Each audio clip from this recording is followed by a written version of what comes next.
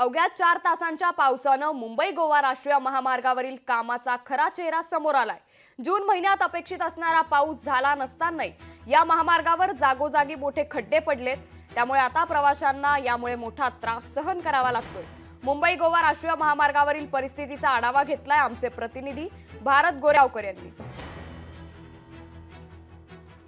रायगड जिल्ह्यामध्ये जून महिन्यात जो पाऊस झालाय त्या थोड्याशाच पावसाने मुंबई गोवा राष्ट्रीय महामार्गाची मात्र दुरावस्था केलेली आहे। आपण पाहू शकताय दरवर्षी जून महिन्यामध्ये ज्या सरासरीने पाऊस व्हायला पाहिजे तितक्या प्रमाणात रायगड जिल्ह्यामध्ये पाऊस झालाय नाही। यंदाच्या जून महिन्यामध्ये पावसाचं प्रमाण अत्यंत कमी आहे। मात्र असं असताना देखील नव्याने होत असलेल्या मुंबई गोवा राष्ट्रीय महामार्गावर या पावसामुळे जागोजागी मोठे खड्डे पडलेले आहेत।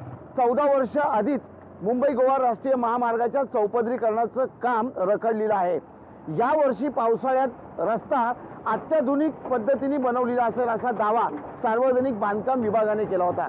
मात्र जून महिन्यामध्ये जो पाऊस झालाय त्या केवळ 4 तासाच्या एका दिवसाच्या पावसाने मुंबई गोवा राष्ट्रीय महामार्गाची ही अवस्था केलेली आहे। अनेक वाहनांचं नुकसान यामुळे होतंय आणि याशिवाय प्रवाशांना देखील मनस्ताप सहन करावा लागतोय। जून महिन्याच्या पावसामध्ये मुंबई गोवा राष्ट्रीय महामार्गाची ही अवस्था असेल तर जुलै ऑगस्ट मध्ये जे पर्जन्यमान होतं त्यामध्ये या मुंबई गोवा राष्ट्रीय महामार्गाची अवस्था काय असेल याचा विचारच केलेला बरा।